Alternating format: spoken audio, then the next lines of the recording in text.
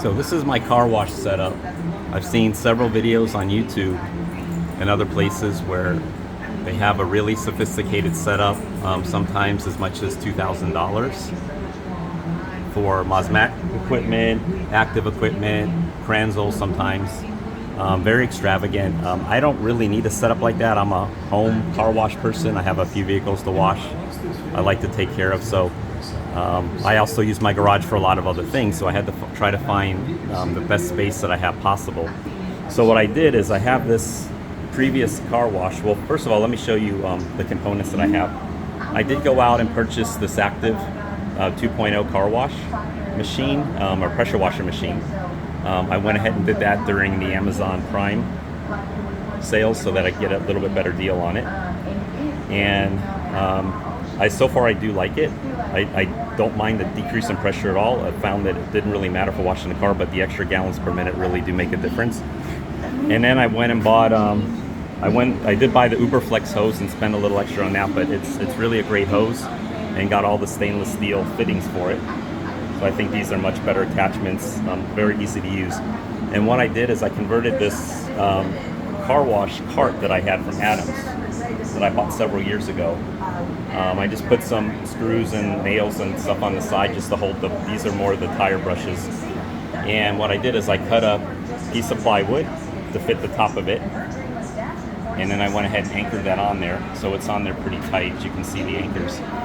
And then I mounted everything on here. Now this active car wash pressure, the pressure washer, is not mounted attached. It's just got these brackets here so that it doesn't move or walk around. So I just put a piece of wire around it. So if I needed to, I could lift this off very easily. Just take the wires off and I could lift it off and bring it somewhere else. What I decided to do with the cord is just leave the cord attached to the cart, and I'll just run the extension cord to there. So there's no point in having to roll that up every single time. And then I don't even remember the brand of this reel hose. It's one of the $70 or $80 ones. It's fine for what I need. I see people with spending all that time converting the air hose reels into car wash reels, and you have problems with leaks. So I just went ahead and connected these together, and this thing is really great. I can get out, as you can see, the end of my driveway there. I can get all the way down the end of the driveway. I can also come around the corner. That's the front of my house. If I make a right there and go all the way to my front door, and I can use the pressure washer wand and gun to control that. Also on Prime Week, I went out and bought this the Mosmatic, but the Obsessed Garage version of the Mosmatic. I also did the Mosmatic wand at first, but it didn't come with the fittings when I ordered it. And I realized it was going to be over $100 out the door, so I went ahead and purchased the Killian's brand, and it works really well. I don't really see the need for the extra cost. And I also found some videos that explain how to just use some PVC piping. Paint them, mount them to your garage. So I also have a 4,000 PSI pressure washer gas that I use for a driveway. You see I have the pavers here, so I need the power washer for that, and then the floor sweeper. So I have that. So I have a lot of attachments. So over the last few years, every time I try to connect things, I have all these extra fittings. So I try to organize everything nicely. This is the back of a tool cart. So the other side of it has my tools in it. Basically, I just mounted these on here, and I have the bottles, I have the holders. And then I also have some bottles that I use here.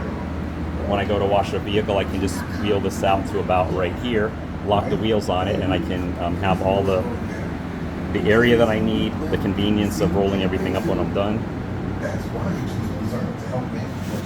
So I have some containers with some brushes. I keep some of the gallons down here. I do have a car wash bucket. It's not in the scene with the grit on it. The way I have a Ranger Raptor vehicle, and when I first got it a few months ago, I had it ceramic coated and a few places of paint protection film. So I don't really need to take any harsh chemicals to it. I really don't need to wipe it with anything that aggressive. I barely even, I have one of the softest washing mitts that I can use, and I I mean, I don't even put any pressure on it. It's if you have the foam cannon, which I'll show you over here.